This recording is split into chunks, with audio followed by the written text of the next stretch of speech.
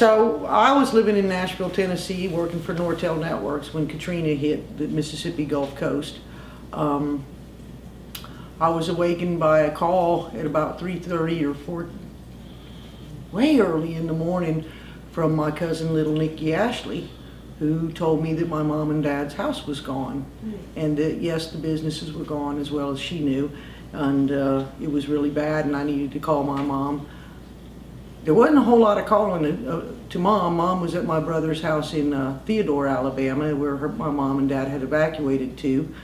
So I knew that what I really needed to do was get my stuff together and get down to the Mississippi Gulf Coast as soon as I could. So me and my husband at the time loaded up everything we could think of to bring, liquor, cigarettes included, and shovels and rubber boots and anything we could think of, gasoline, and came down to the Mississippi Gulf Coast. It took us quite a while to get here. We came on Old Highway 90, and I swear we were in Pascagoula before I could even recognize it was Pascagoula. There were dead turtles across Old Highway 90 and lots of trees still in the road, so it was quite harrowing to get here.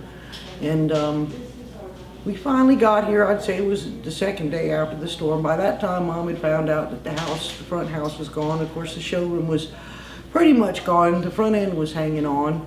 And as we came down the road, there was debris everywhere, and the immediate response from myself was, we've got to start picking it up, we've got to start cleaning it up, we've got to start protecting it.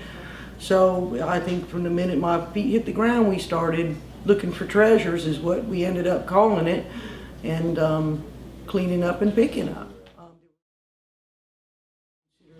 My job to be to clean up the property of all the debris and get it ready for rebuilding.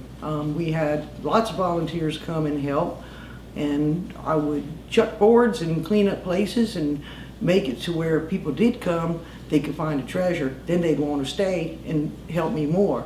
So we had lots of people in and out, and then we had the city of Albemarle, North Carolina. Without them, we would have never made the date of the first week of November to get the property clear enough to rebuild. But they came down and they brought dump trucks and track hoe and sliders, and my friends in Nashville had sent me a bulldozer.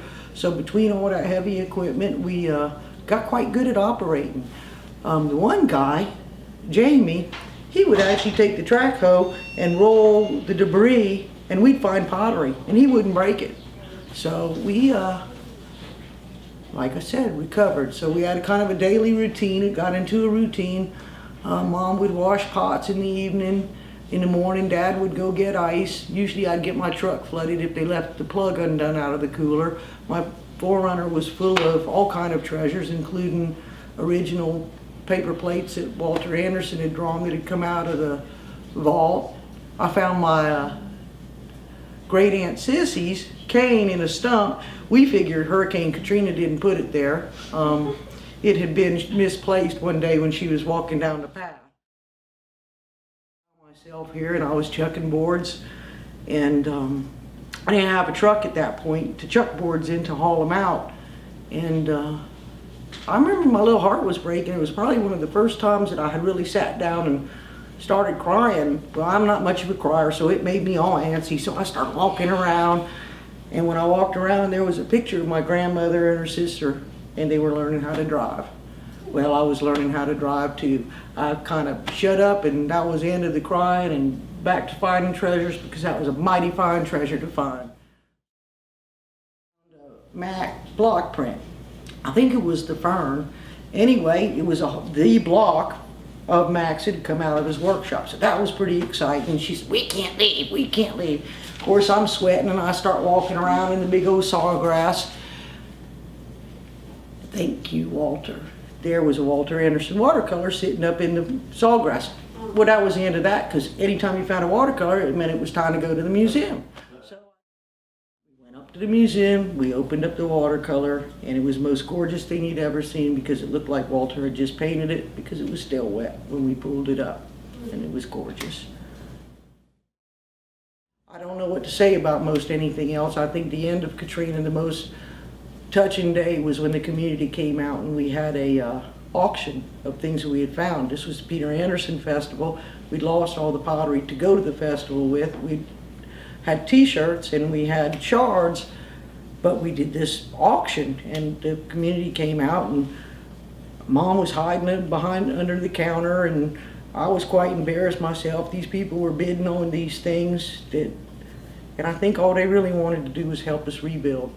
So Shearwater is here mostly because of all the people who came out here and helped us find things, and the people who donated and Gatorade and water and sent checks from Canada. Those Nortel people were awful fine on that occasion. And that's all I got to say about that.